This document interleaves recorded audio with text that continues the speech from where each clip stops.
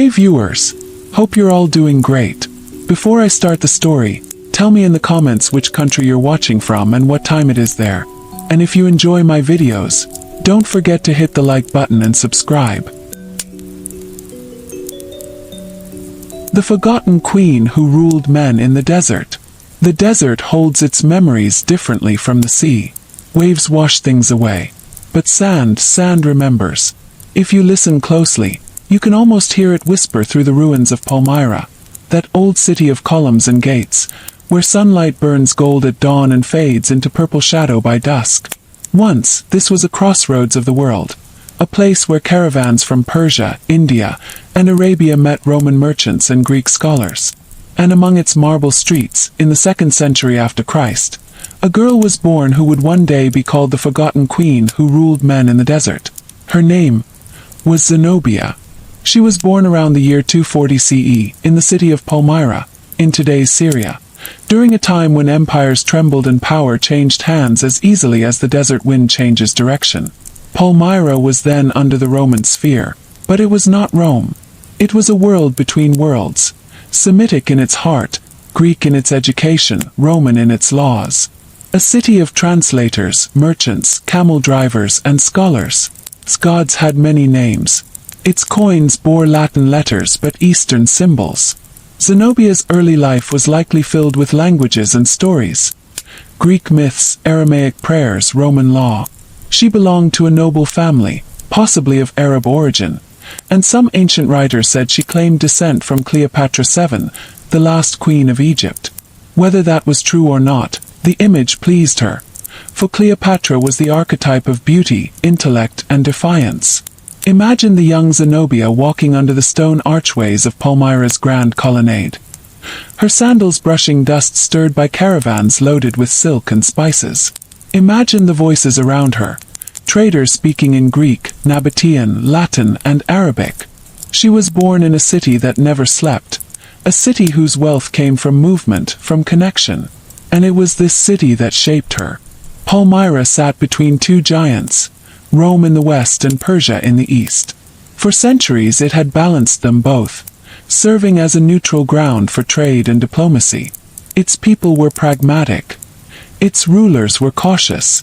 But there was also pride, a sense that their desert-born city was unlike any other. Palmyra had its own beauty, its own rhythm, its own queenly dignity. As Zenobia grew, she learned to ride horses and perhaps to hunt. Ancient sources say she joined men on expeditions, able to endure the hardships of the desert. She learned languages: Greek, Aramaic, and possibly Latin and Egyptian. Historians describe her as dark-eyed, commanding, and intelligent. She listened more than she spoke, they said, and when she did speak, her voice carried both warmth and authority. The world beyond Palmyra, however, was in turmoil. Rome, the great empire that once seemed eternal, was unraveling. In the mid-3rd century, the empire was struck by crisis after crisis: invasions, civil wars, and plague. In 260 CE, the unthinkable happened. Emperor Valerian was captured by the Persian king Shapur I. No Roman emperor had ever been taken alive by an enemy before. The East fell into chaos. And amid that chaos, a man rose in Palmyra. Septimius Odenathus, Zenobia's husband. He was noble, bold, and fiercely independent. When Roman power faltered, Odenathus stepped forward to defend the eastern provinces. He gathered an army, desert tribes, Roman soldiers, mercenaries, and pushed back against Persia. He reclaimed territory, marched to the Tigris, and avenged Valerian's defeat. For this, Rome rewarded him with titles: Corrector of the East, King of Kings. Zenobia stood beside him through it all, not as a silent consort, but as his equal in spirit. Some writers say she rode with him on campaigns, dressed in armor, watching over the troops. Others describe her staying in Palmyra, managing affairs of state, receiving emissaries, and strengthening alliances. Theirs was a partnership of purpose, forged in the fires of instability. They had a son, Vabalithus, whose name meant gift of Baal. He was still a child when fate took its cruel turn. In the year 267 CE, Odenathus was assassinated, murdered along with his eldest son from another marriage, while returning from a campaign. The assassin's motives remain uncertain. Some whisper it was a Roman plot. Others claim it was the jealousy of relatives. The truth is lost in the dust of centuries. But in that moment, Palmyra lost its protector, and Zenobia became its queen. She stepped into power quietly but firmly. No one expected her to fade into mourning. She placed her young son, Vabalithus, upon the throne, but it was she who ruled as regent. She wore her widow's black robes not as a sign of weakness but of command. And she began to shape a vision far greater than anyone could have imagined. Imagine her standing on the high terrace of Palmyra's temple, gazing out toward the desert. The horizon stretches endlessly, and beyond it lies the Roman province of Arabia. Then Egypt, rich, vital lands now vulnerable under Rome's instability. To the east, Persia still looms. To the north, the cities of Syria wait in uneasy silence. Zenobia knew the time had come. Her husband had fought for Rome, but Rome had betrayed its allies before. Palmyra had wealth, armies, and trade networks. It had the loyalty of desert tribes and the respect of merchants. She could sense the shift in history, the weakening of imperial control. And in that space between powers she would build something new. So began her reign. Under Zenobia's guidance, Palmyra transformed from a loyal Roman ally into an independent empire. She restructured administration, expanded her armies, and built alliances across Arabia and Syria. She surrounded herself with scholars, advisors, and generals like Zabdos, a man of fierce discipline and loyalty. She listened to them, but the final decisions were always hers. Coins began to show her son's image. Vabalithus crowned as king, but beside him appeared her own likeness, regal and serene. The inscriptions carried her name in Greek, Zenobia Augusta. She no longer sought Rome's permission. People adored her. She rode among them on horseback, unveiled, clad in royal garments of purple and gold. They called her Malka, queen. She spoke to them not of submission, but of destiny, a destiny rooted in the desert, proud and free. And yet, even as her empire flourished, she remained careful. She maintained the facade of Roman loyalty, sending polite letters to emperors, acknowledging imperial authority, but everyone knew she ruled independently. The stage was set for the most daring act of her reign, one that would shock the Roman world and make her name echo across time. Zenobia would march west, into Arabia, into Egypt, into history itself. The year was 269 CE. Across the Roman world, emperors rose and fell like fleeting shadows. The frontiers trembled, armies rebelled, and cities feared the weight of distant decisions. Yet in Palmyra, under the soft glow of desert moonlight, one woman's mind moved steadily. Calm, deliberate, certain. Zenobia, the queen regent, had turned her eyes toward expansion. Her empire was not born from impulse but from calculation. Each step she took was measured. Every alliance, every decree, every conquest. She knew Rome's heart was beating weakly. Its western provinces were fractured. Its emperors were busy fighting internal rivals. The east was hers to claim, if only she reached out and took it. The first stroke of her ambition fell upon Arabia. In the city of Bostra, the Roman governor still claimed authority, but the people had long felt closer to Palmyra than to Rome. Their caravans depended on Palmyrene protection. Their markets thrived on Palmyrene trade. Zenobia sent her general Zabdos to secure the region, an act Rome would later call rebellion, but which Zenobia called protection. The campaign was swift and decisive. Bostra was captured, its garrison scattered. The Arabian province, once Roman, was now hers. From there, her gaze turned south toward Egypt. Egypt was the crown jewel of the East, the granary of Rome. Whoever held Egypt held the power to feed or starve the empire. But it was also vulnerable, divided, restless, and weary of imperial neglect. The prefect of Egypt, Tenagino Probus, was competent but isolated. Zenobia knew his weakness. She ordered Zabdos to march again, this time with a vast army. Alongside him rode another trusted commander, Zabbai, leading cavalry through the desert passes toward the Nile. Ancient sources describe thousands of horsemen sweeping across the sands, their banners bearing the emblem of Palmyra, a rising sun over the desert. As they approached Egypt, local cities offered little resistance. Some opened their gates willingly. Others fell by force. The Palmyrene army reached Alexandria, that ancient city of scholars and lighthouses, and took it in a storm of spears and dust. Probus fled but soon returned with reinforcements. For a moment, the Romans regained control. Yet Zenobia's resolve did not waver. She sent new troops. They recaptured Alexandria once more, and this time Egypt was secured. From Palmyra to the Red Sea, from the Euphrates to the Nile, Zenobia's power now stretched like the horizon itself. In her palace, the marble floors gleamed in the torchlight. Messengers from across the east knelt before her throne. Arabs in patterned robes, Syrians in fine linen, Greeks bearing scrolls, and envoys from as far as Armenia. She listened to each of them, her expression composed. Her son sat beside her, a child king crowned with gold, and when he spoke, his mother's shadow seemed to echo behind him. Zenobia ruled in his name, but all eyes turned to her. Her administration mirrored the complexity of her empire. She retained Roman-style governance, keeping officials and titles familiar to her subjects. She minted coins bearing both her son's name and that of the Roman Emperor Aurelian, a gesture of diplomacy, a veil of allegiance. But in truth, Palmyra was sovereign. The court of Zenobia was a world in itself. Historians record that she surrounded herself with philosophers and scholars, men like Cassius Longinus, the famous Greek rhetorician known as the Living Library. Under her patronage, learning thrived. The Greek tongue mingled with Aramaic and Latin in her halls.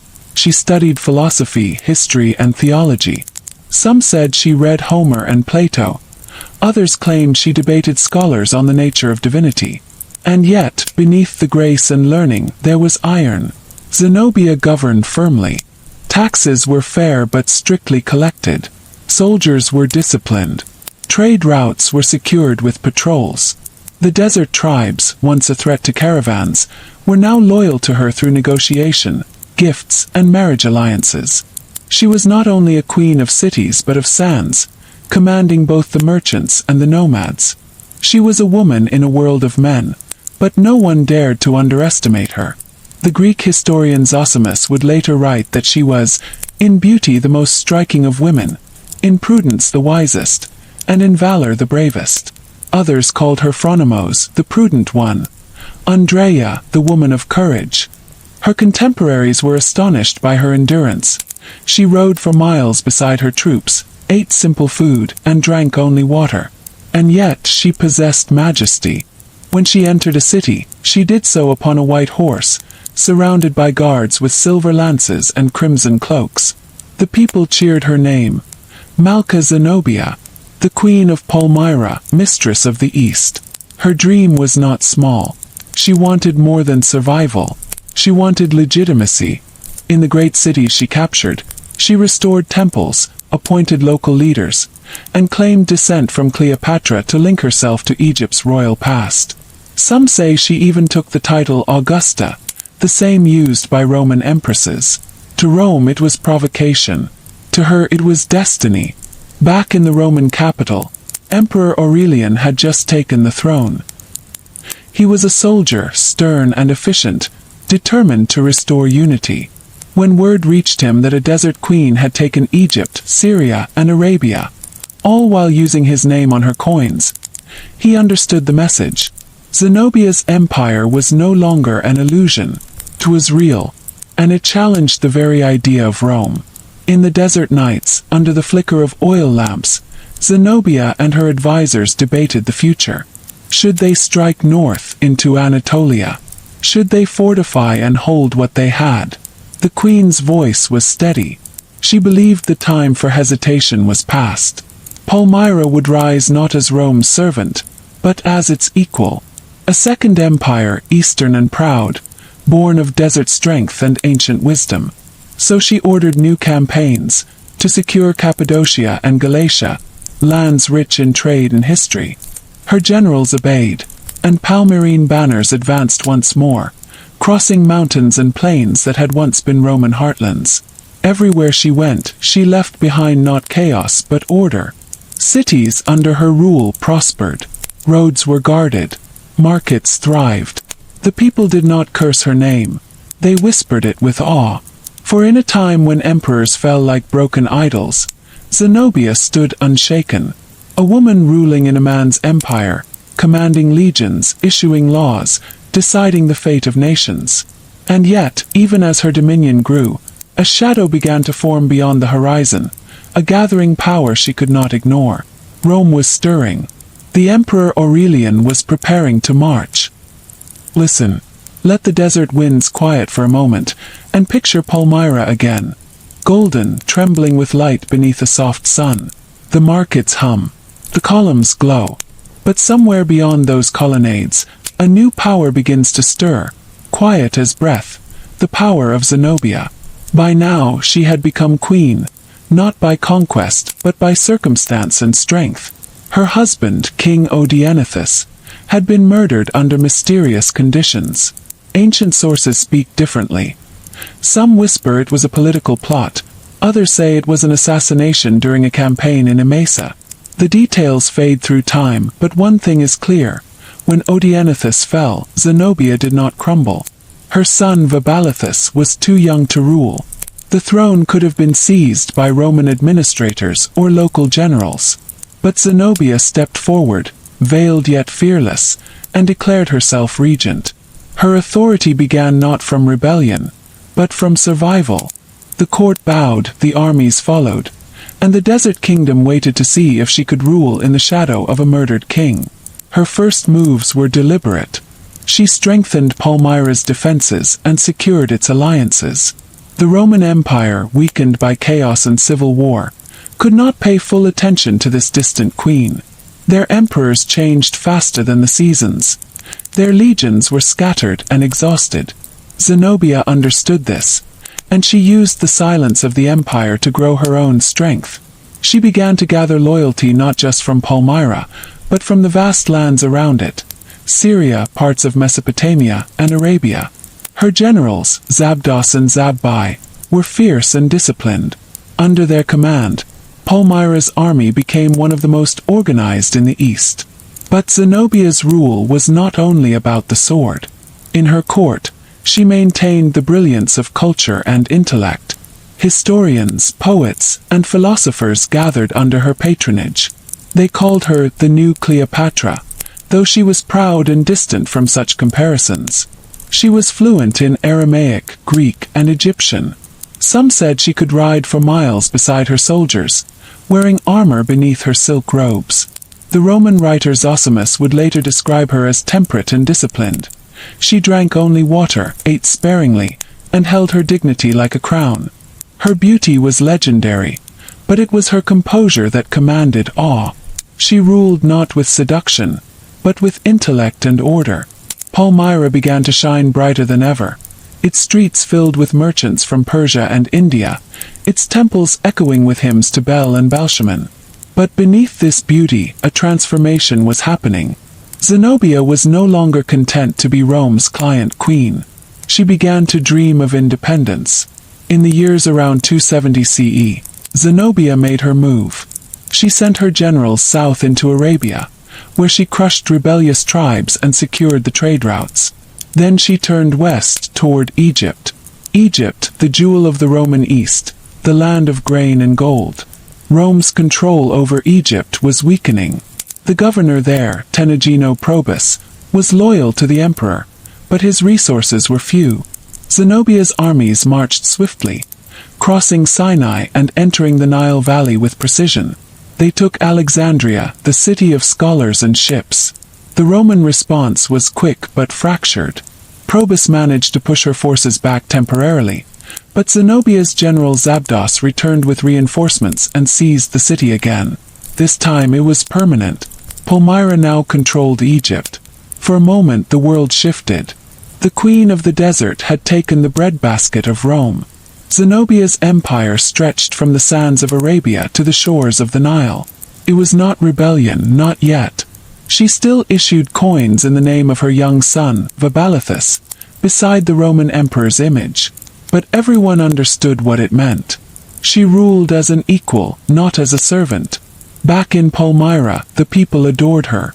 Statues of Zenobia rose in marble courtyards. The priests blessed her reign.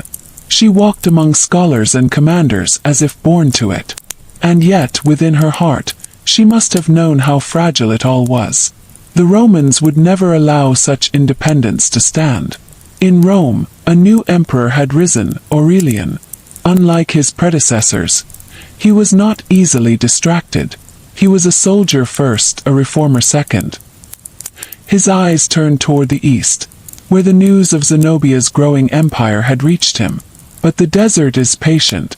Months would pass before Rome could march. In that silence, Zenobia continued to rule, writing letters to distant courts, organizing the administration, minting her own coinage, and managing trade that linked east and west. The Queen of Palmyra stood at the height of her power. She was surrounded by marble, intellect, and loyalty. The desert winds carried her name as if it were a legend. Travelers spoke of a queen who rode like a general, ruled like a philosopher, and dreamed like an emperor. Yet every rise in history bears the whisper of its fall. And though Zenobia could not hear it yet, Rome was awakening. Its legions were gathering. Its emperor was preparing. The silence of the sands would soon be broken by the thunder of war. Imagine her now, standing at her balcony, looking west across the fading light, her gold and bronze armor gleaming faintly beneath the silk of her cloak. She had conquered lands, commanded men, and built an empire where none believed it could rise. But she was about to face the greatest test of her life. Not the desert, not rebellion, but the empire she had once served. Listen carefully. The desert is quiet, but not empty. Somewhere in that silence, beneath the sand and memory, the sound of hoofbeats begins to grow. It is not the calm march of merchants now. It is the sound of legions returning, the disciplined thunder of Rome. The year is around 271 CE. The Roman Empire, long fractured and weary, has found new strength under the iron hand of Emperor Aurelian. He is not like the men who came before him, not a senator playing at war, not a puppet of the Praetorian Guard. Aurelian is a soldier, born from hardship, tempered in battle. His armor bears the scars of countless campaigns. And now his gaze is fixed on the east, on Palmyra, and on the woman who dared to call herself equal to Rome. From Palmyra, Queen Zenobia watched these movements with quiet calculation. She knew the empire was waking.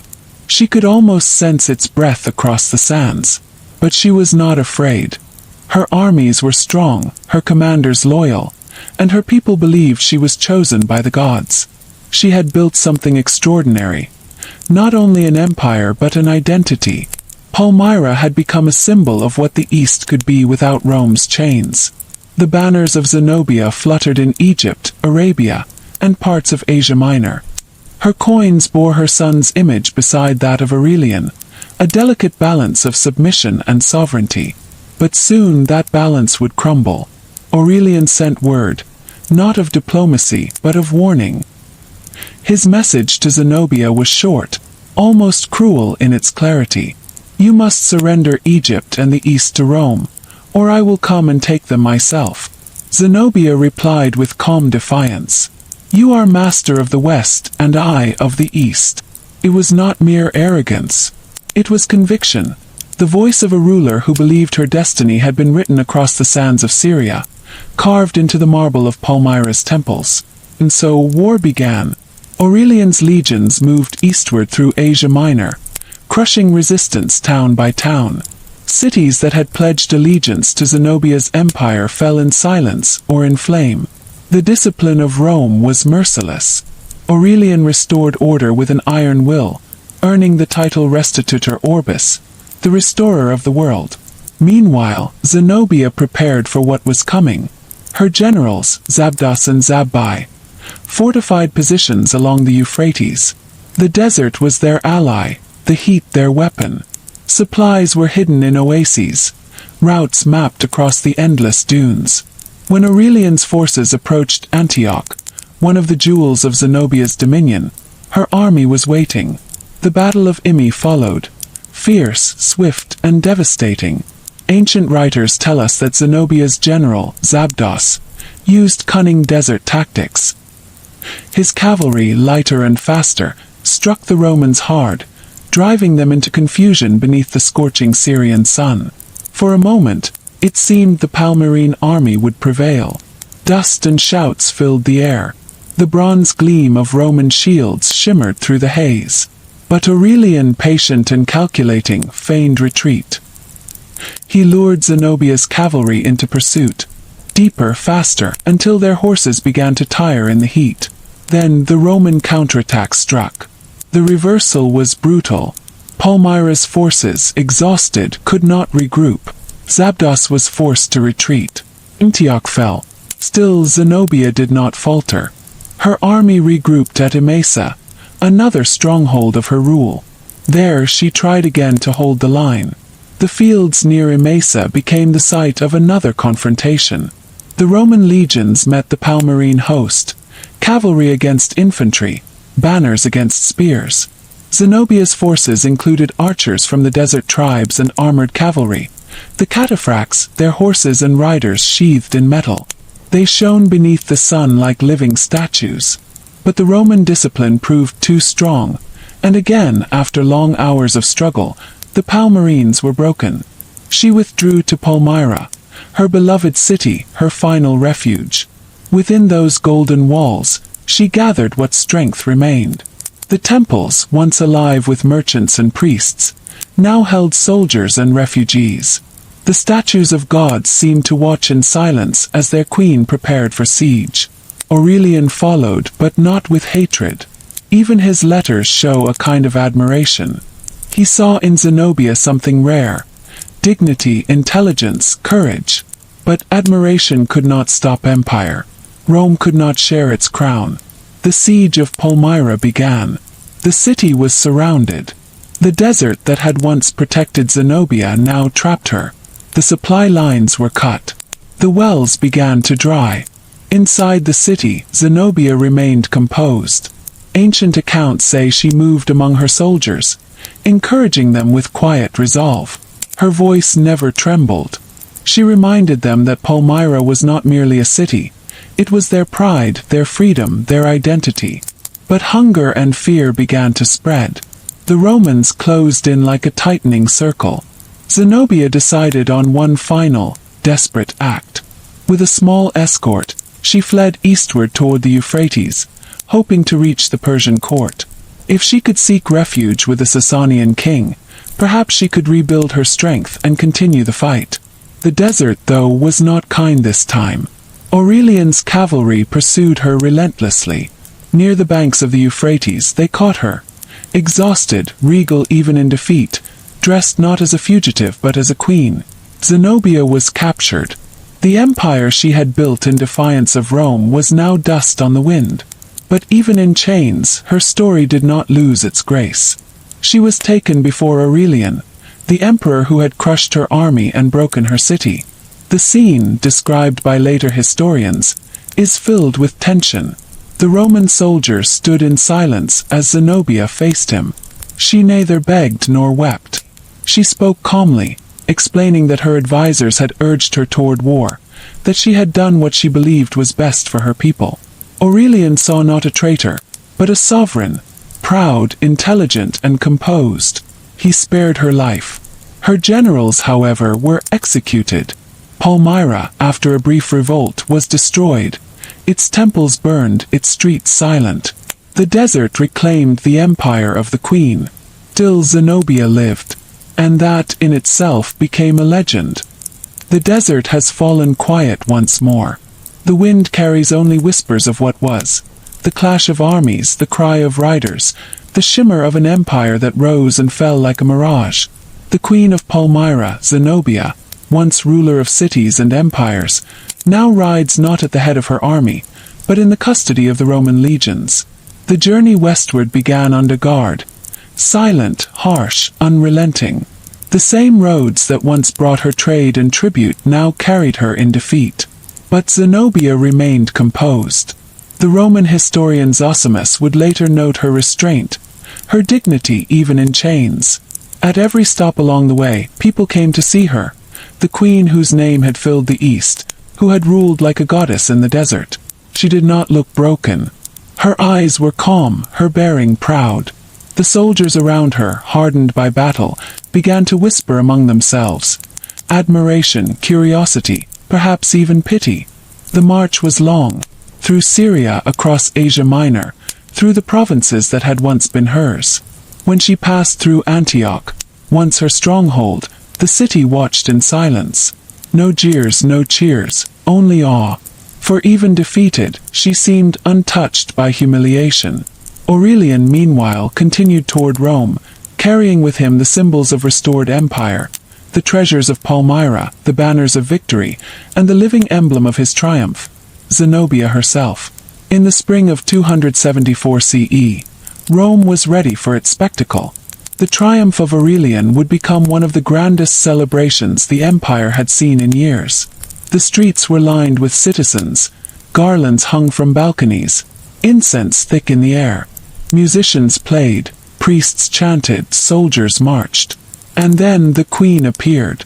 Ancient accounts tell us that Aurelian ordered Zenobia to be paraded through the streets in golden chains. Some sources, like the Historia Augusta, describe her as walking barefoot, adorned with jewels, bound with golden fetters so heavy she could barely stand. Others say she was carried in a gilded chariot, her head held high. The truth may lie somewhere between myth and memory. But what matters more is how the Romans saw her that day. Not as a criminal, but as a symbol. The woman who had dared to stand against Rome, who had ruled Egypt and Syria, was now proof of Aurelian's greatness. Yet, in that very display she became immortal. The crowd watched her in silence. Some cheered for Aurelian, others whispered about the queen. They said her beauty had not faded, her calm was unshaken. She did not weep. She did not bow. When the triumph was over, Aurelian made a decision that would surprise many. He spared Zenobia's life. It was said she pleaded her case before him with quiet intelligence.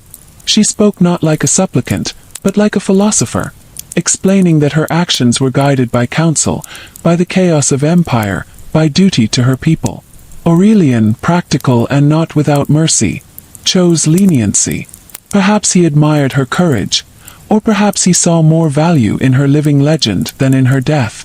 After the triumph, she disappeared from the center of history, but not from its memory. Different stories tell different fates.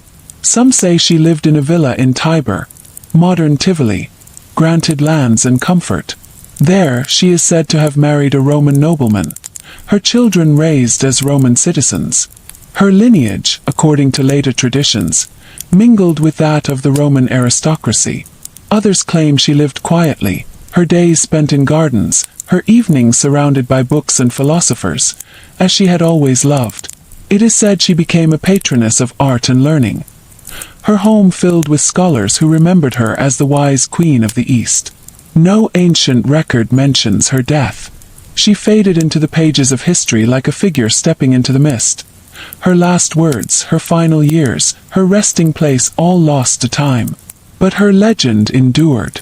Centuries later, chroniclers would still speak of Zenobia, the woman who challenged Rome and almost succeeded. Some compared her to Cleopatra, though Zenobia's story was different. She did not fall through passion or pride. She fell through the sheer weight of empire. Palmyra itself never recovered fully. After her capture, the city rose once more in rebellion, only to be crushed by Aurelian's wrath. Its temples were stripped, its treasures scattered. What had once been the bride of the desert became a memory of stone and sand. Yet, in those ruins, the echo of Zenobia's name remained. Travelers centuries later would still whisper her story, of the queen who ruled men in the desert, who built an empire from trade and courage, who defied the might of Rome itself. Her image lived on in manuscripts, in legends, in the admiration of historians who saw in her something rare. A ruler of vision and pride, a woman of intellect and endurance in an age ruled by men and armies. Even Aurelian, in his letters, would later refer to her with respect. He called her the only woman whose courage equaled that of kings. And perhaps in her quiet Roman villa, she would sometimes look eastward, toward the desert she once ruled, remembering the shimmering towers of Palmyra, the soft heat of the Syrian sun, the murmurs of her people. History is often cruel to queens. It remembers their downfall more vividly than their triumphs. But Zenobia's story remains balanced between the two. Neither holy tragedy nor pure victory. It is the story of defiance and dignity, of ambition wrapped in intellect, of a woman who refused to accept the limits of her time. When the sands of Palmyra shift under the moonlight, they still whisper her name. Zenobia, the forgotten queen who ruled men in the desert. The desert is still again. The dust of Palmyra rests quietly over broken marble and fallen columns. The empire that once breathed beneath its arches has turned to silence. Yet not everything that falls is lost. Some stories, even when buried under centuries, keep breathing softly in the minds of those who remember. Zenobia's name did not fade. Though her city lay in ruins, though Rome returned to its endless cycles of power and decay, her legend survived, carried across time like a faint echo through corridors of history. In the centuries following her fall, she appeared again and again, in scrolls, in manuscripts, in whispered tales of travelers who passed through the Syrian sands. Her story traveled through Byzantium, through the Arabic historians of the Middle Ages, through the Renaissance scholars of Europe who searched ancient texts for forgotten queens and empires. Each age saw her differently, but none could ignore her. The Byzantine chroniclers, heirs of Rome's Eastern memory, wrote of her with a strange mixture of pride and warning. They admired her courage but remembered her rebellion. To them, Zenobia was both a mirror of greatness and a lesson in hubris, a queen who rose too high yet fell with grace. In Arabic histories, her name was transformed slightly, Al-Zaba. She became part of the storytelling traditions of Syria and Mesopotamia, where her defiance took on almost mythic qualities. They told of her as a warrior queen who built great walls, who commanded armies and outwitted emperors. The scholars of later Islamic courts, writing in Damascus and Baghdad, preserved her image not as a Roman subject, but as a sovereign of the East, powerful, learned, and noble. Centuries turned. The ruins of Palmyra became landmarks of curiosity for travelers and scholars. In the 17th and 18th centuries, when European explorers began to rediscover the ancient world, Palmyra returned to the maps. Its columns still stood beneath the endless sky, bleached white and gold by the desert sun. When travelers from London or Paris arrived there, they walked among those ruins and whispered her name, Zenobia. They imagined her walking through these same colonnades, her robes brushing against the marble, her gaze lifting toward the horizon where caravans shimmered in the heat. Painters began to see her in their minds. Poets began to write her story again, not as rebellion, but as romance, as tragedy, as brilliance lost to the cruelty of empire. In the 1700s, her story appeared in European literature. The French dramatist Crebillon wrote Semiramis, inspired partly by her. Voltaire admired her as a woman who dared to challenge tyranny. The English poet William Ware would later create a novel, Zenobia, or The Fall of Palmyra, 1837, describing her with tenderness and admiration. To him, she was not a defeated ruler but a vision of wisdom and strength.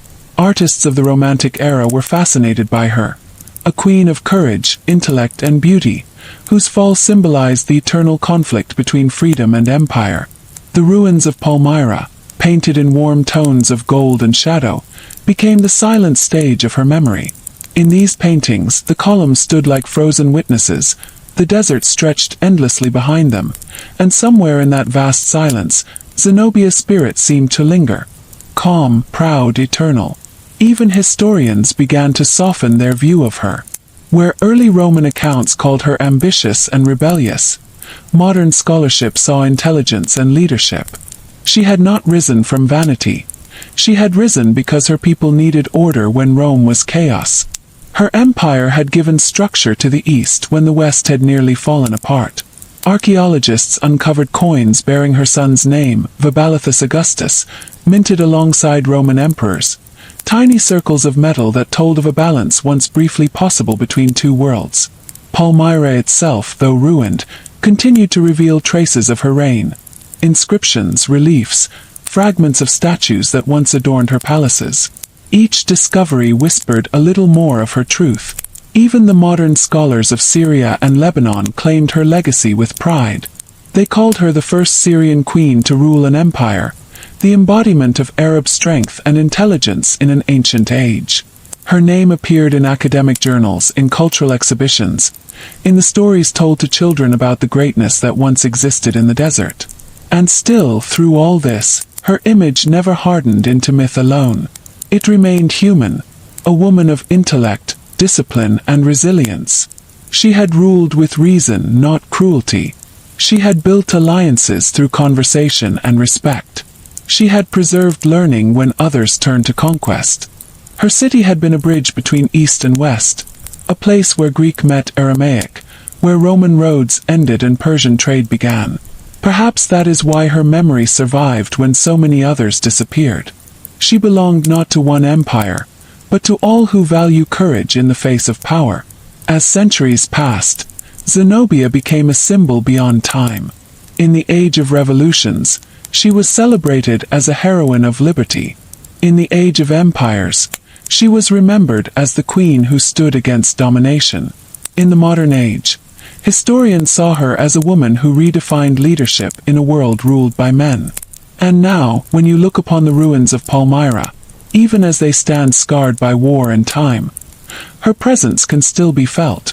The desert wind moves gently between the fallen arches, and the silence there feels full, not empty. It carries her story, a whisper across centuries, a memory of how one woman dared to rule among men, not by charm, not by deceit, but by intellect and will. Her empire may have been forgotten by maps, but her name became something else. A symbol of endurance, intelligence, and the grace of power held with dignity. Zenobia, the queen who rose from sand and silence, still walks in history's long corridor. You can almost see her shadow in the sunlight over Palmyra's stones. Graceful, unbowed, eternal. Close your eyes for a moment. Imagine the desert at dawn. The horizon glows with soft gold. The sands are cool, quiet, and pale. And then, slowly, the ruins of Palmyra rise from the mist. Rows of broken columns, archways half-standing, fragments of marble carved with forgotten gods. They stand in silence, but they are not empty. They remember. Nearly 1600 years after Zenobia's fall, the world began to remember too. In the early 17th century, when European travelers started to explore the Middle East again, stories began to spread of a lost city hidden in the Syrian desert. Traders and Bedouins spoke of endless pillars and temples shining in the morning sun. For centuries, those ruins had stood untouched, buried partly by sand, guarded by silence. In 1678, two English merchants, William Halifax and Timothy Lanoe, made their way to that forgotten city. They were among the first Europeans to reach it. What they saw astonished them. Vast colonnades stretching as far as the eye could see, towering gates, inscriptions in strange letters carved deep into the stone. They returned home with sketches and stories, and for the first time in many ages, the Western world heard the name again. Palmyra. Through the 1700s, more expeditions followed. Artists, architects, and scholars from France and England traveled across the desert, guided by local tribes. They measured the ruins, copied inscriptions, and drew detailed views. In 1753, a monumental book was published in London, The Ruins of Palmyra, otherwise Tedmor, in the Desert. Its pages showed engravings of the ancient city, each column and arch carefully traced. Those images would ignite the imagination of Europe. The world had rediscovered Zenobia's city. People who read those pages began to picture her again, the queen who once walked through those same colonnades, whose court had been filled with scholars and soldiers, whose voice had echoed in the Temple of Bel. Painters across Europe took up their brushes. They painted Zenobia as the embodiment of ancient grace, seated on marble steps, wearing golden robes, surrounded by the sands she once ruled. In the Age of Enlightenment, she became an icon of wisdom. In the Romantic era, she became a symbol of tragic beauty and lost power. When explorers entered Palmyra, they noticed something else: the balance between Greek, Roman, and Eastern art. Columns in the Corinthian style stood beside reliefs carved in Aramaic script. The faces of the statues were neither wholly Roman nor Persian. They were something between, elegant, calm, a synthesis of cultures. This harmony mirrored Zenobia's rule itself. She had united East and West in her vision, and even in ruins, her city reflected that blend. By the 19th century, archaeologists began to work more systematically. French and German scholars recorded each structure: the Great Colonnade, the theater, the agora, the baths, and the Temple of Bel, which once had been the heart of Palmyra's spiritual life. These structures were not mere remnants of architecture. They were witnesses to an age when the desert had thrived with art and intellect. Each discovery whispered her story a little louder. Inscriptions revealed the names of Palmyrene officials and merchants, their connections reaching as far as Rome and Persia. Statues unearthed from the sands depicted noble women wearing veils, their hands raised in solemn gesture, perhaps models of Zenobia herself. The ruins became a place of wonder for poets and travelers. In 1838, the American explorer John Lloyd Stephens visited Palmyra and wrote about its melancholy beauty. Columns standing lonely in the vast sea of sand, their shadows stretching like memories of kings. He spoke of Zenobia too, calling her the spirit that lingers still among these stones. As the modern age advanced, photography brought Palmyra's ruins to the eyes of millions. Early black and white images showed the delicate play of light and shadow across its colonnades. The ruins looked timeless, untouched by centuries, as if Zenobia's breath still lingered there. But the 20th century brought both preservation and peril. Archaeologists uncovered more artifacts: coins, inscriptions, and sculptures now kept in museums in Damascus, London, and Paris. Yet the desert winds and shifting politics of the region made Palmyra fragile. Still, people continued to visit, to stand before those columns and feel the quiet presence of history. Many said they could almost imagine the queen herself, walking softly through the air that smelled of dust and sun, her voice carried faintly by the breeze. When Syrian scholars studied her life, they wrote with pride. Zenobia was no longer a foreign figure from Roman texts. She became part of the Middle Eastern historical identity, a daughter of the desert, a symbol of resilience and sovereignty. Her face appeared on Syrian stamps and coins, her story in textbooks and school lessons. Palmyra was declared a UNESCO World Heritage Site in 1980. Recognition that its ruins held not only the stones of the past, but the story of one of humanity's greatest civilizations. But history, even when preserved, remains fragile. In recent years, Palmyra faced tragedy again. The conflicts that swept across Syria brought destruction to those ancient stones. The Temple of Bel, the Arch of Triumph, and many monuments were damaged or destroyed. The world watched in sorrow as the heritage of centuries was reduced to rubble. Yet, even in loss, the world remembered her. Journalists, historians, and citizens from across the globe spoke her name, Zenobia, as a reminder of what had once been, and what must be protected. Her city had fallen again, but her story remained unbroken. In every photograph, every poem, every surviving column still standing against the horizon, her spirit lingers. She is there in the silence between the stones, in the shimmer of light at dawn. Palmyra has fallen and risen and fallen again, but it never truly vanishes, because some memories do not belong to time alone.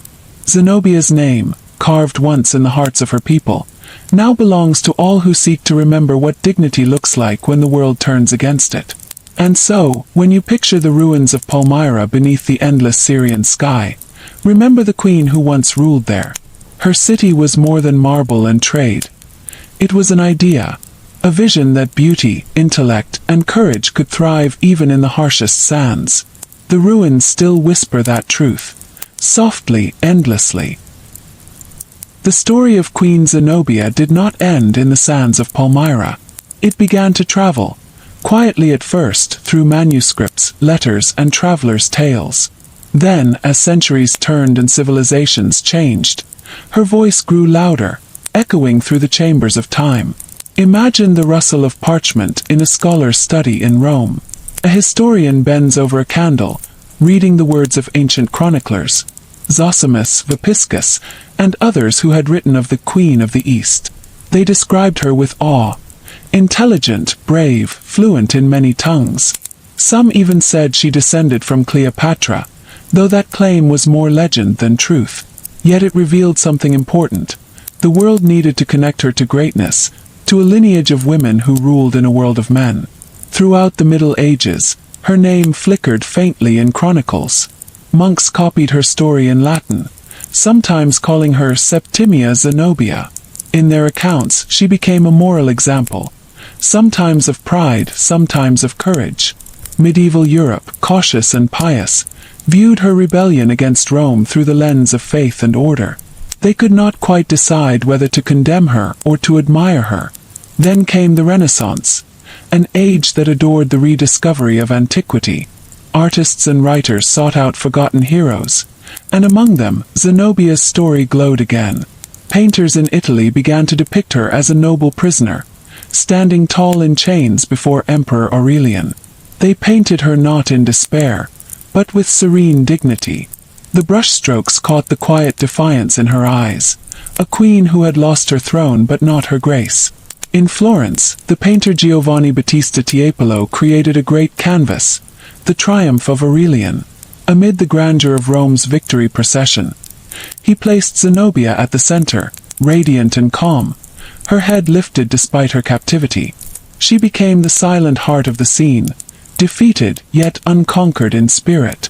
Poets, too, found in her the perfect balance of tragedy and strength. In the 17th and 18th centuries, her story appeared in verse and theater. French dramatists wrote of her as La Reine de Palmyre, the queen who dared to defy an empire. In England, writers spoke of her as the desert queen whose courage equaled that of kings. By the 19th century, her legend had taken on new meaning. The world was changing. Industrial cities rising, empires expanding, and voices calling for women's rights growing stronger. Zenobia became a symbol of female intellect and power. She was no longer just a queen from history. She was a reminder that women too had led armies, built empires, and changed the course of history. Historians such as Edward Gibbon, in his monumental The History of the Decline and Fall of the Roman Empire, described her with admiration. He wrote that the name of Zenobia is celebrated in the annals of Rome and of the East, and praised her as a woman of the greatest abilities and ambition. His words reached thousands of readers across Europe, shaping the way generations would remember her, as a figure of both wisdom and resistance. In the 20th century, her legacy found new forms. Writers and filmmakers rediscovered her, weaving her tale into modern narratives. In 1930s Hollywood, adventure films often drew inspiration from her legend. Exotic queens ruling desert kingdoms, standing against foreign invaders. Though these portrayals were often romanticized and distant from the truth, the image of the Queen of Palmyra continued to stir fascination. In literature, Zenobia appeared in essays and novels as a symbol of identity and independence. The Syrian poet Adonis once reflected on Palmyra as a mirror of all civilizations, and Zenobia as the soul that still breathes in its stones. Her story became a bridge, connecting East and West, ancient and modern, legend and truth. Modern historians, examining new archaeological evidence, began to see her in clearer light. They described her not merely as a rebel, but as a ruler of vision, one who sought to create a truly independent Eastern empire, blending Roman governance with local culture. Her administration had minted coins bearing her image beside that of her son, Vabalithus, declaring themselves as rulers equal to Rome's emperors. Her rule had not been chaos, but structure, an organized attempt to restore balance in a collapsing world. In Syria, her memory became part of national pride. Streets and schools were named after her. Statues and murals portrayed her in royal robes, gazing toward the horizon of the desert. For Syrians, she was not just a historical figure. She was a symbol of resilience, a woman who stood for her land, her people, and her heritage. Even beyond the Middle East, her influence reached unexpected places. Feminist scholars in the 20th century cited Zenobia as an early example of female leadership in a patriarchal world.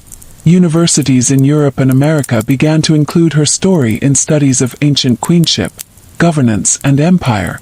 In art, the fascination continued. Sculptors recreated her image in marble. Poets wrote odes to her bravery, and musicians composed symphonies inspired by the rise and fall of Palmyra. Each interpretation added a new tone to her legend, sometimes fierce, sometimes melancholic, but always majestic. As decades passed, archaeology uncovered more of her world. Excavations in Palmyra revealed intricate mosaics, sculptures, and inscriptions that deepened understanding of her era. The faces carved into the stone seemed to speak again.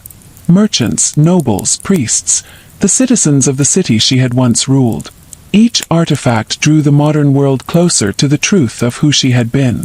Her story even entered academic debates about the nature of empire.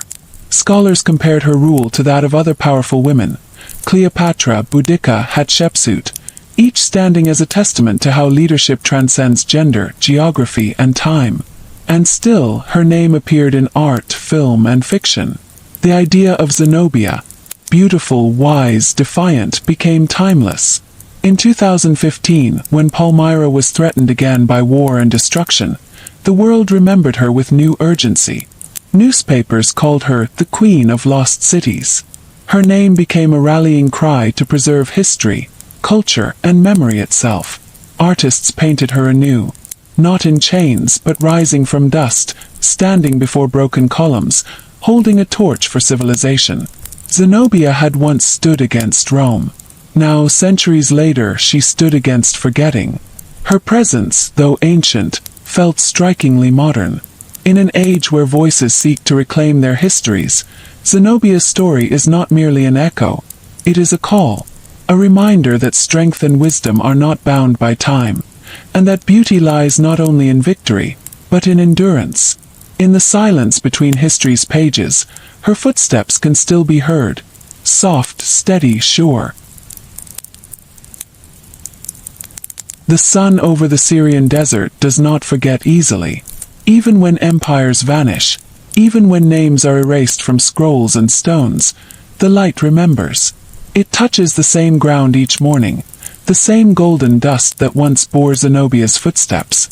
In the 20th century, the story of Zenobia began to take on a new, deeper meaning within her homeland. Syria, finding its independence after long years of foreign rule, looked inward, searching for symbols of its strength and identity. From the past, Zenobia emerged again, not as a myth, but as a mirror. She became the voice of the nation's history, a queen who had ruled not by inheritance alone, but by intellect and determination. Her face began to appear on murals, stamps, and coins. Syrian historians and poets wrote of her as the daughter of the desert, the one who had united East and West. Her name entered classrooms. Children learned of how she stood before emperors, how she spoke several languages, how she built alliances and dared to rule where few women had before. Archaeology deepened this connection. In the 1920s and 1930s, European and Syrian archaeologists worked side by side under the hot Palmyrene sun. They brushed sand from stones that had been buried for centuries. Columns rose again, and inscriptions were revealed. The desert, silent for so long, began to speak. In 1930, the French archaeologist Henri Seyrig conducted extensive excavations at Palmyra. He catalogued temples, houses, and tombs, carefully recording each artifact and inscription. His work brought to light the complexity of the Palmyrene civilization, its trade networks, its art, its faith. And among these findings, traces of Zenobia's time became clearer. Coins bearing the image of her son Vabalithus, inscriptions celebrating the city's governors during her reign, and architectural details from the age of her empire's expansion. The discoveries showed that Zenobia's rule was not a brief rebellion but a sophisticated, organized regime, with a functioning administration, a strong army, and a flourishing economy. The empire she built was more than a revolt against Rome. It was an attempt to restore a balance of power between East and West.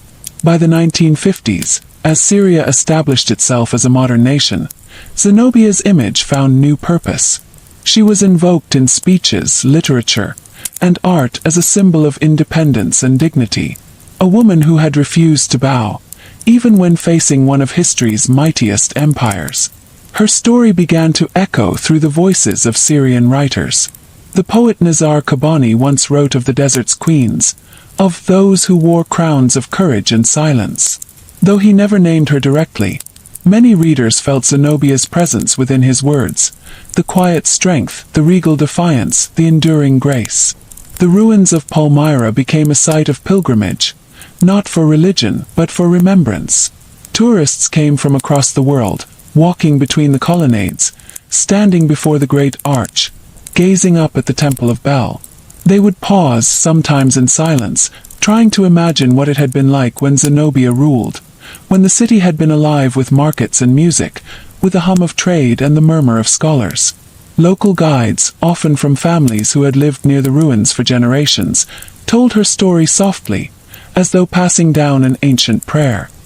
Here, they would say, she rode her horse through the gates. Here she stood before her people, and as the wind passed through the columns, the sand seemed to move like time itself, blurring the border between past and present. Then came the modern era's darker chapters. In the early 21st century, Syria faced unrest and war. The ancient city of Palmyra, once a symbol of pride and civilization, became a battleground. In 2015, the world watched in sorrow as militants entered the ruins and carried out acts of destruction. The Temple of Bel, once one of the most magnificent structures in the Middle East, was blown apart. The Arch of Triumph, a masterpiece of Roman-Syrian architecture, was reduced to rubble. It felt as if Zenobia's city was falling once more. But something remarkable happened amid the devastation. Across the world, people rose to protect her memory.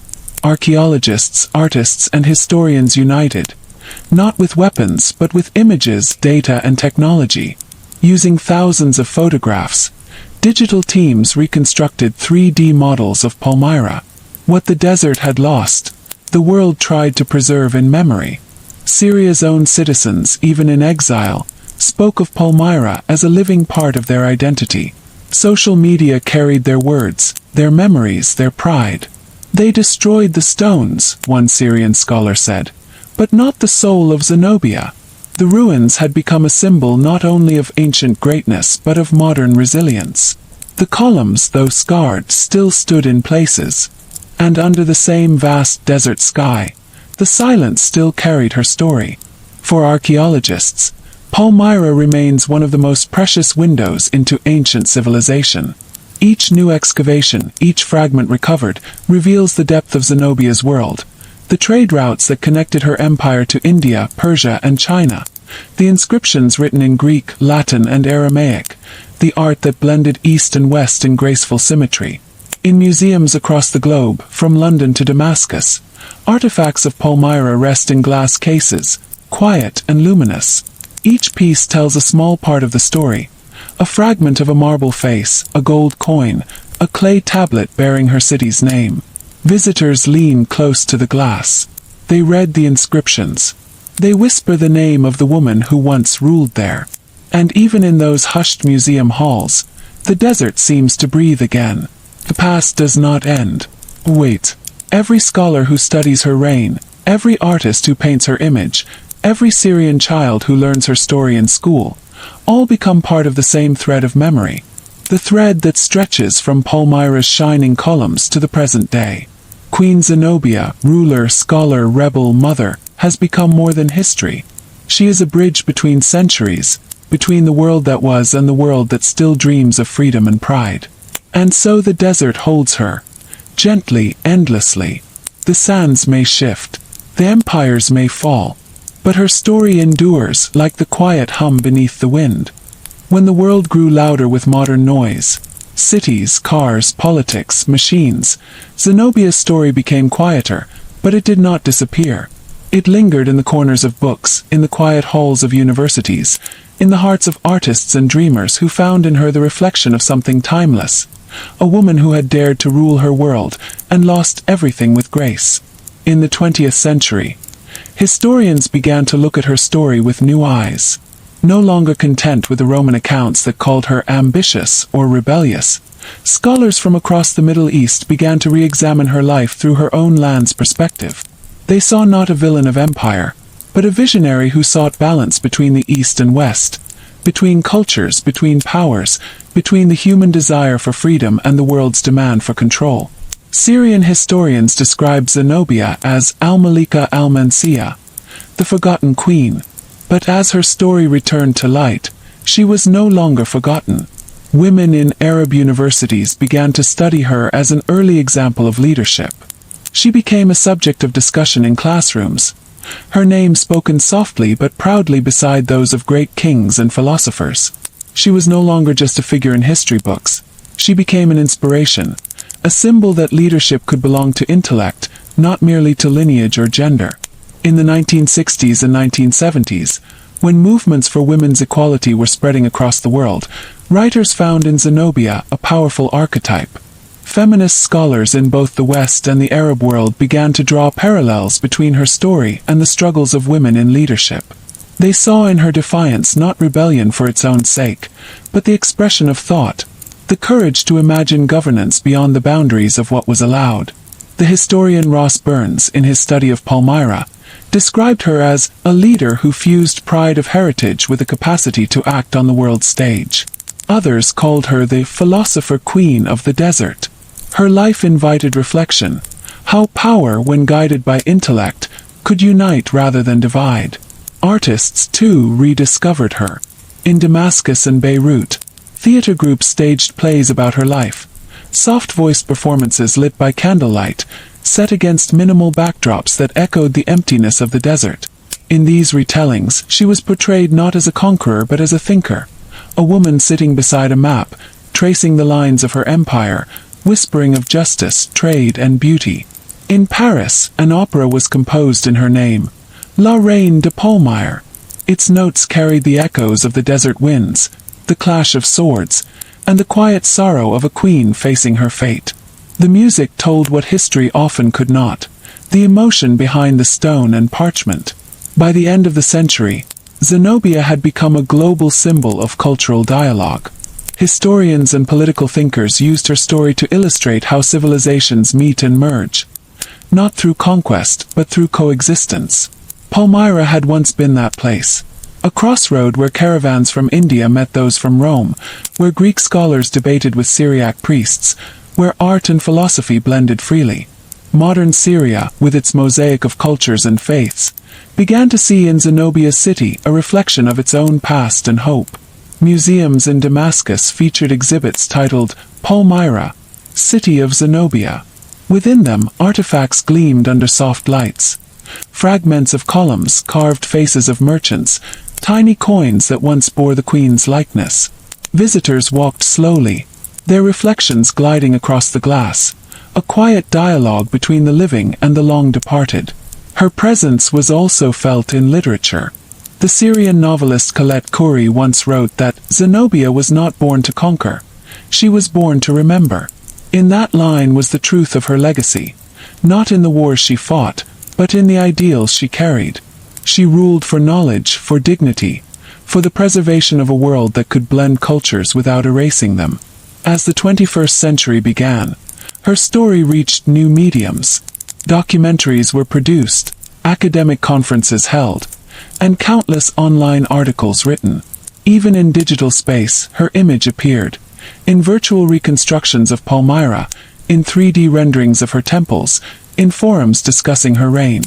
And beyond the screen, in the real world, women across the Middle East continued to speak her name. Her story inspired artists, politicians, and scholars who saw in her the echo of their own struggle, to lead with vision in a world that too often measures worth by conquest rather than wisdom. During moments of cultural renewal, Zenobia's image surfaced again.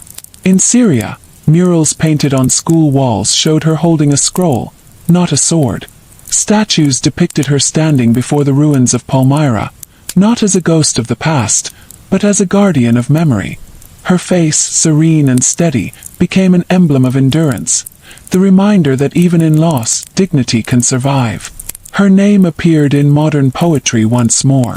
The Lebanese poet Etel Adnan described her as the voice that travels through sand, carrying the memory of civilization. And that is what she had become. Not a conqueror remembered for her empire's reach, but a symbol of the world's fragile beauty, of how easily greatness can fall, and how deeply it can still live within us. In philosophy, she began to represent something universal. The idea that civilizations are conversations, not monuments. Zenobia's Palmyra was the place where that conversation once lived, where East met West not through war, but through understanding. Her defeat by Rome, though tragic, was never final, because in losing her empire, she gained something more enduring, the power of remembrance. Even now, her story invites reflection. How fragile power can be, how fleeting glory, and yet how deeply one person's courage can echo across ages. When historians speak of her today, they often do so with a kind of reverence, not for what she conquered, but for what she represented. Zenobia was not a myth.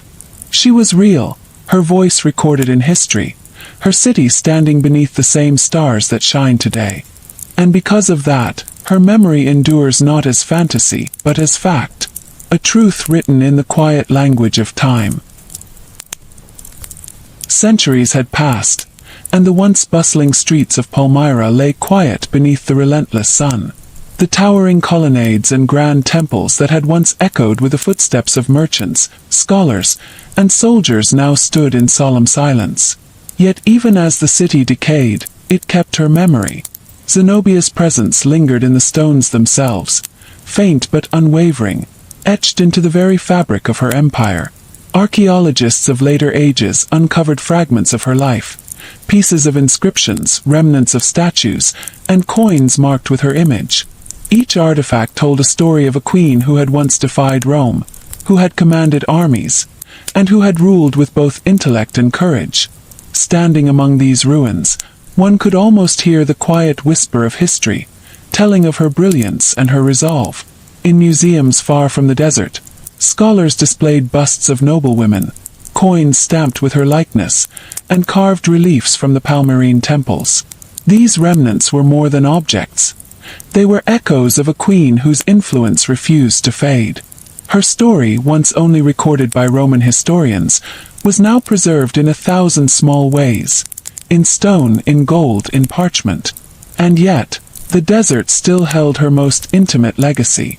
The wind moved softly through the empty streets and broken arches, carrying the faintest memory of a city that had once been vibrant with life. Among the ruins, it was possible to imagine Zenobia walking through her capital, consulting with her generals, addressing her citizens, or quietly reading Greek and Aramaic texts in the sunlight that filtered between columns. Her memory was not static. It transformed with each generation.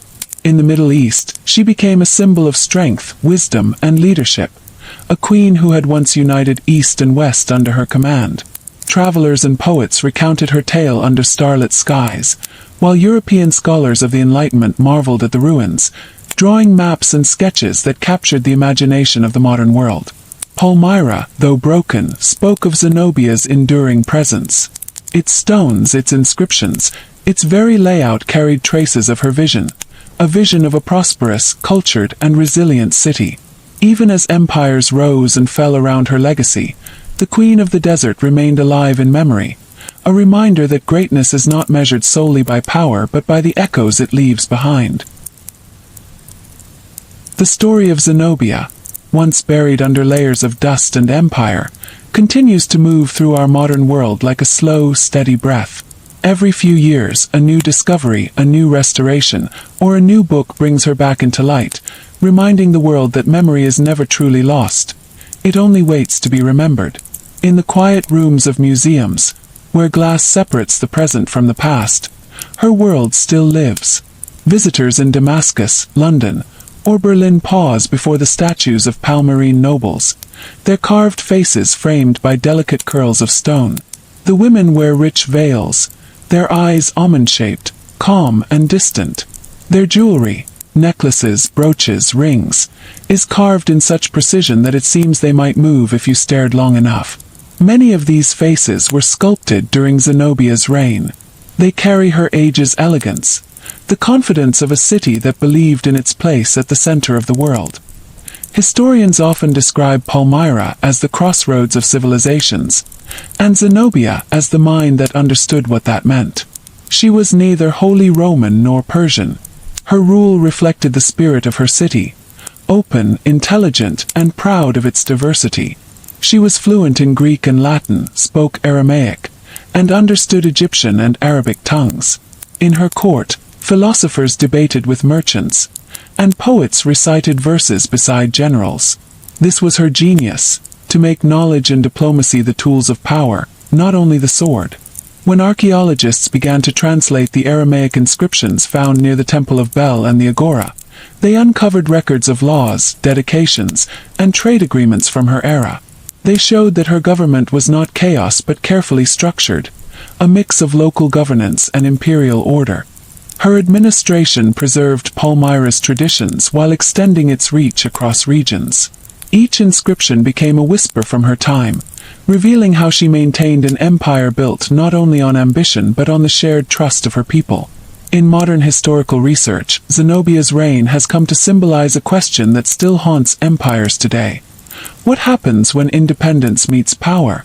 Her defiance against Rome was both political and philosophical, a statement that Eastern cities could stand as equals to the West. This question has made her story deeply relevant to post-colonial studies. Scholars from the Middle East, Africa, and Asia find in her tale a reflection of their own past, of nations once great, subdued by foreign empires, yet still bearing the dignity of ancient sovereignty. In academic conferences held in London, Damascus, and Cairo, Zenobia's name is spoken with a particular warmth. She is no longer seen merely as a figure from dusty Roman annals, but as a woman who shaped her age through intellect and courage. Her legacy has grown far beyond the borders of Syria. It has become global, shared by all who understand the struggle between power and freedom. Artists have also kept her memory alive.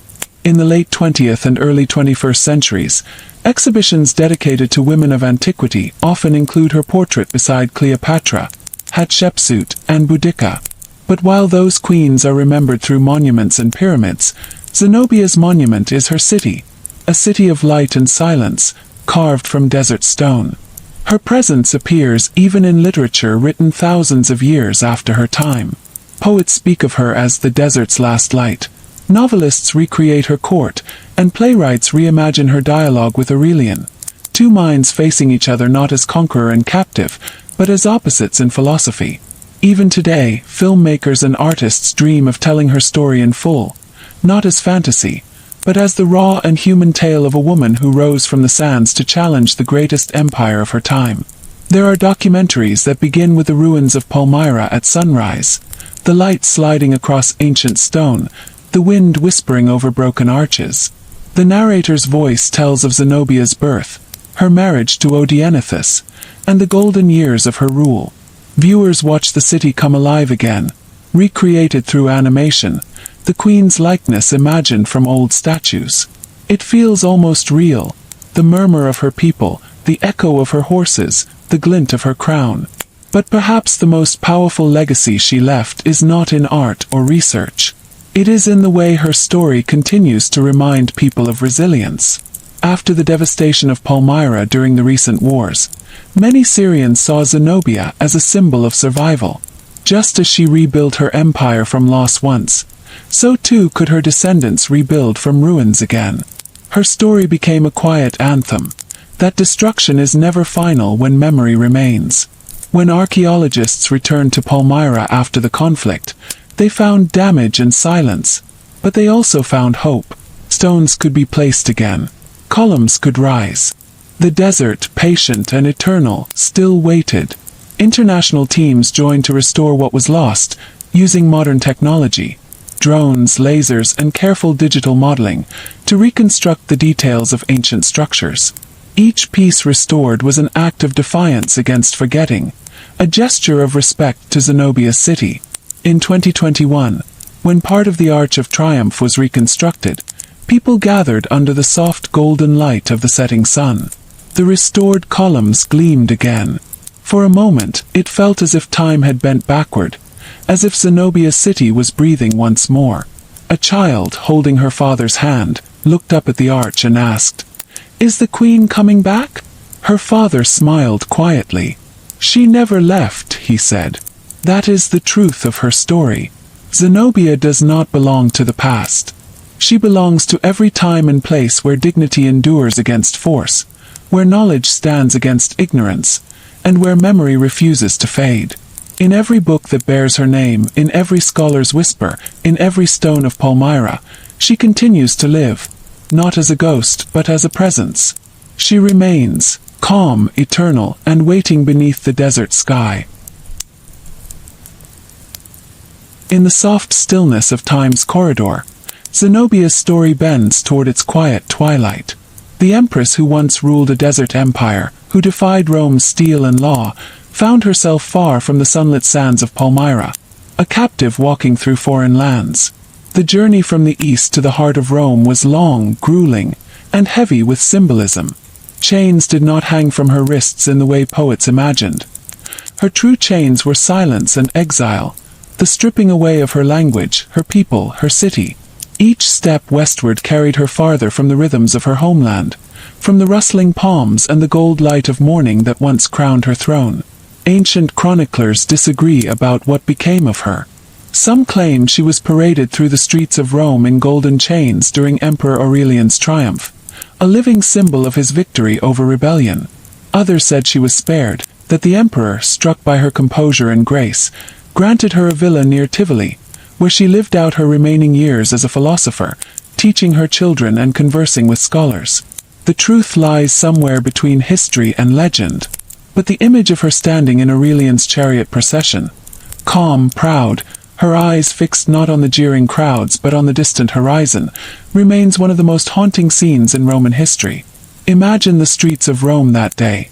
Petals falling from balconies, trumpets blaring, the crowd roaring like a sea.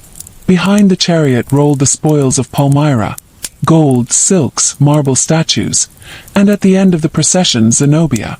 Her gown, once fit for a queen, now torn by travel. But her posture remained unbroken, her head still high. Roman writers like Zosimus and Trebellius Pollio wrote that even in defeat, her beauty and dignity silenced the laughter of her captors. She looked, one account reads, as if she were the conqueror, not the conquered. It was this composure, her refusal to shrink, that made her unforgettable. In the quiet gardens of her supposed villa in Tibur, modern Tivoli, historians imagine her in later years, sitting among cypress trees, reading Greek philosophy, her children studying beside her. She would have seen Rome's senators passing by, perhaps even been invited to their gatherings. She had once been an empress. Now, she was a scholar among scholars. Some records claim she married a Roman nobleman, that her children grew into respected figures in the empire. Others insist she lived simply, content to be left alone with her thoughts. Either way, Zenobia did not vanish. She adapted, the way deserts shift and reshape, never truly gone. In her solitude, she may have remembered the long days in Palmyra's colonnades. Her husband Odenathus' laughter, the scent of frankincense in the temples, the echo of hooves on marble streets. Memory, for her, must have been both comfort and wound. Historians have debated endlessly whether Aurelian's mercy toward her was an act of political calculation or genuine respect. Some see it as the emperor's recognition of her intelligence, an acknowledgement that in another age, she might have been his equal in governance. Whatever his reason, Zenobia's survival marked a quiet triumph of its own. In an age where conquered rulers were executed without ceremony, she endured, not as a forgotten prisoner, but as a living reminder of Rome's greatest challenge. Centuries later, her villa, or what might have been hers, was said to hold an extensive library, filled with scrolls of history, philosophy, and poetry. If true, it means she continued to build her world with thought and knowledge, even when deprived of her throne. That, perhaps, was her final act of rebellion: to live, to learn, and to remain dignified in captivity. In the modern world, Zenobia's final years are often interpreted not as defeat but transformation. Artists portray her not as the chained queen but as a thinker under olive trees, the warrior's fire transformed into quiet wisdom. Her legacy thus becomes circular, from ruler to rebel, from rebel to sage. She who once commanded armies now commanded words. She who once built cities now built meaning. And in this transformation, Zenobia found a new kind of immortality. The Roman chroniclers eventually stopped mentioning her. Their focus returned to their emperors, their wars, their triumphs. But in the East, in the lands that once knew her, her name was whispered in bazaars and in stories told under desert stars. The Bedouins spoke of a queen who rode like lightning, whose eyes could calm a lion. Syrian mothers told their daughters of Zenobia's courage, not to glorify war, but to teach the strength of mind and grace. Even as Palmyra's stones began to fall into ruin, her spirit lingered there. Travelers in later centuries, from Arab poets to European explorers, wrote of the strange aura that seemed to hover over the site. The silence of Palmyra, one wrote in the 18th century, is not the silence of death, but of reverence. That silence is her monument. For even in defeat, Zenobia reshaped how the world thought of power. She proved that a woman could stand before the mightiest empire and not bend entirely to its will. That intellect, culture, and belief could challenge armies. That sometimes, history's truest victories are the quiet ones. And so, when the desert wind moves through the ruins of Palmyra today, it carries not the echo of collapse but the murmur of resilience. You can almost hear it, faint, melodic, like the breath of time itself whispering her name. Zenobia, the queen who refused to disappear. Centuries rolled by like drifting dunes, and the city of Palmyra sank beneath the silence of its own broken stones. The once proud colonnades that had echoed with merchants' voices and the hum of caravans stood alone beneath the open desert sky. The empire that Zenobia had fought against, Rome, fractured, faded, and became dust. Empires that followed, Byzantine, Arab, Ottoman, each left their shadow upon her land, but none could erase her name entirely. For a long time, Zenobia existed only in fragments. Her story lay hidden in scattered manuscripts, in the pages of Roman chronicles, and in faint Arabic retellings whispered through generations. The sands preserved her in memory, waiting for the world to remember. Then came the travelers of a new age. Men of the Enlightenment, explorers, scholars, and artists.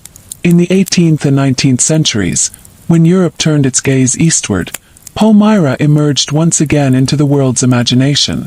The ruins astonished those who saw them.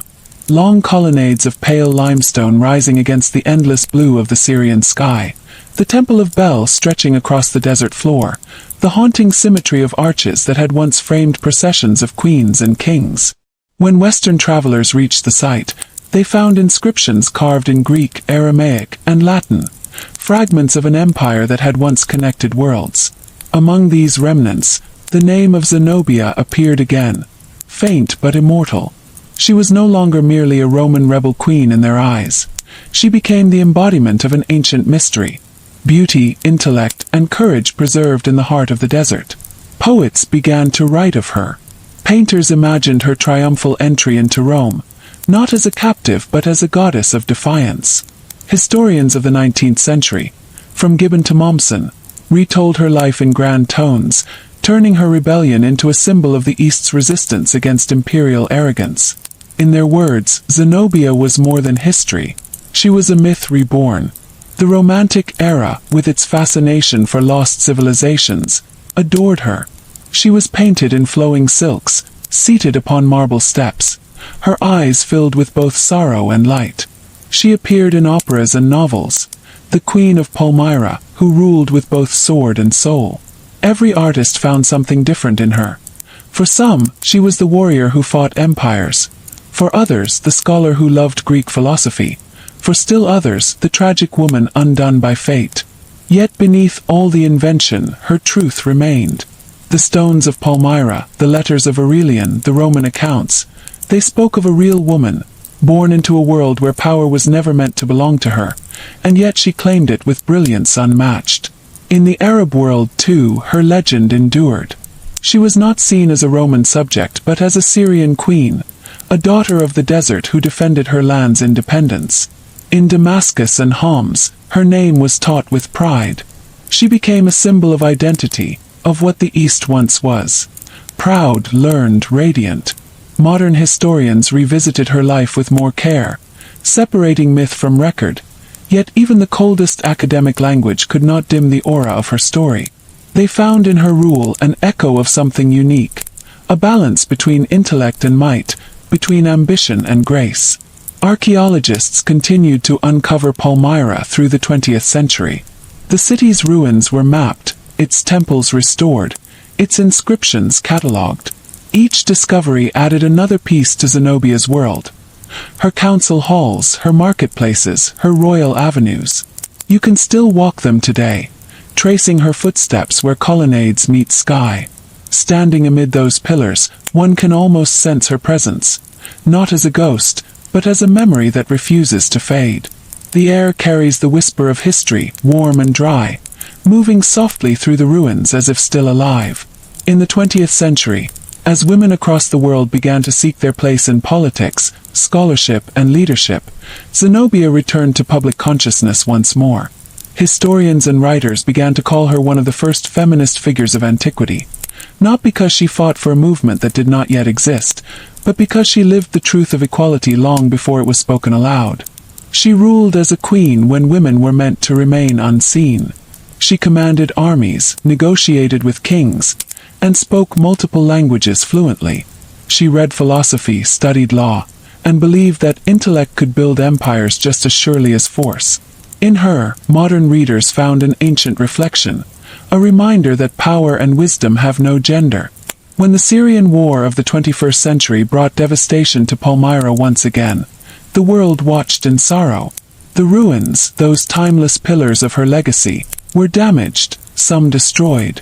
Yet even then, Zenobia's name rose again in headlines and hearts, as a reminder of what once was, and what still could be rebuilt. Because ruins can fall, but memory cannot.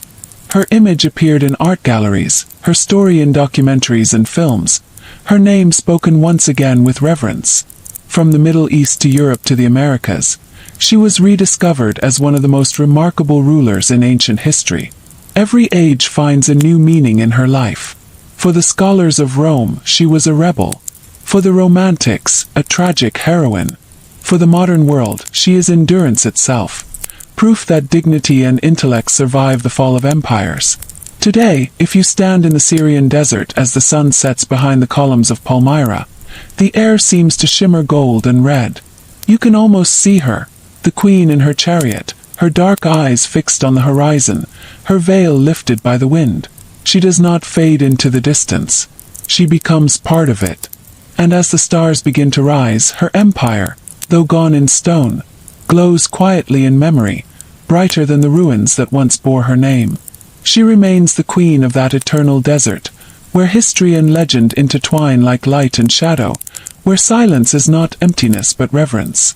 Zenobia, the forgotten queen who ruled men in the desert, is no longer forgotten. The world has moved on. Empires that once ruled oceans have sunk into books and dust. Cities that blazed with marble light have turned to stone and silence. Yet still, when the wind passes through the desert, when it hums between the empty columns of Palmyra, it carries a voice, not loud but certain. It is the voice of Zenobia. Her story is not only the story of one woman. It is the story of the desert's patience, of the long rhythm of time, of how memory endures even when power fades. In the ruins of Palmyra, every fallen stone has her imprint. In every inscription, her name waits to be read again. After the world rediscovered her, the queen who had once frightened emperors, historians pieced together her life from fragments. Coins, letters, sculptures, fragments of law. Each one told the same truth, that Zenobia's reign, though brief, stood at the crossroads of civilizations. She was the bridge between East and West, between Greek and Arab, between the old empire and the new world that followed.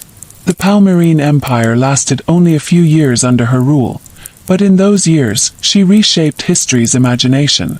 She created an image of leadership that defied both gender and geography. She was not born into power. She built it, one decision at a time, from intelligence and will. Long after her death, Arab poets spoke of her as a warrior queen of Damascus. Byzantine writers mentioned her as a warning of ambition unchecked. Medieval chroniclers called her the Eastern Cleopatra, but even that comparison was incomplete. Cleopatra's story ended in surrender. Zenobia's ended in transformation. She was conquered, yes, but not broken. Her afterlife in human memory has been stronger than that of many kings. She has lived in poems, in paintings, in opera, in legend. She has lived in the quiet pride of Syrian women who still tell their daughters that their land once had a queen who ruled Rome's equal.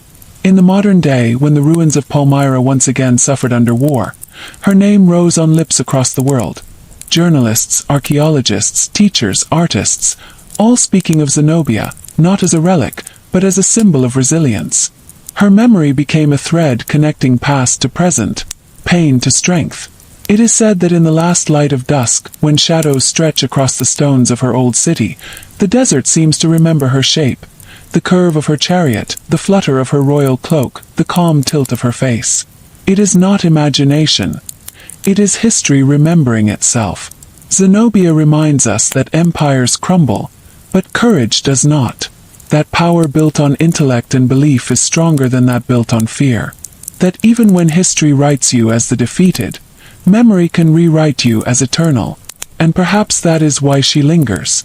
Because she stood where few dared to stand, between civilizations, between laws, between the limits that others accepted. Her name, Al-Zab, still echoes in Arabic legend.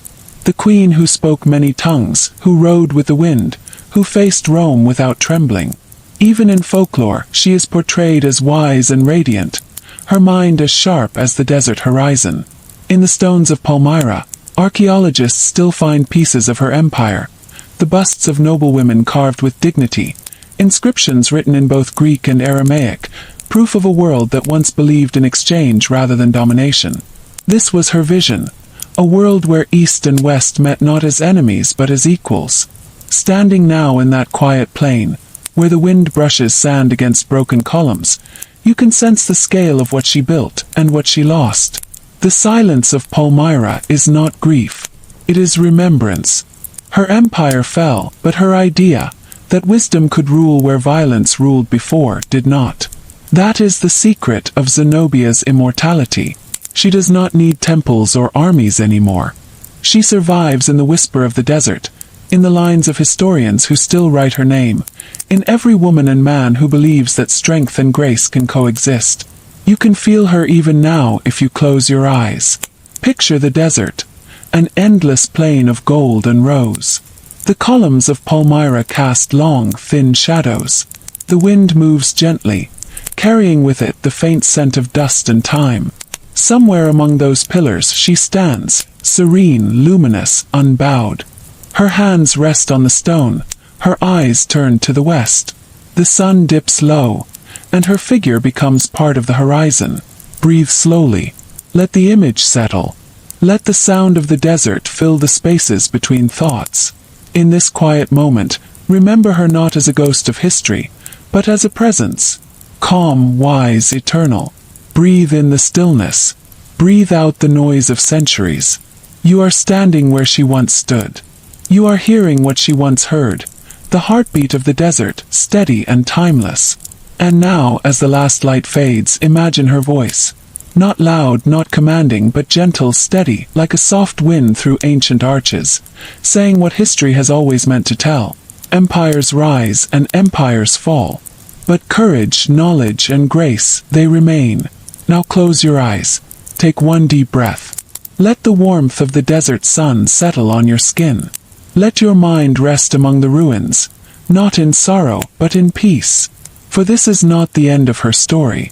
It is the stillness where her voice continues. Quiet, enduring, endless. Zenobia, the forgotten queen who ruled men in the desert.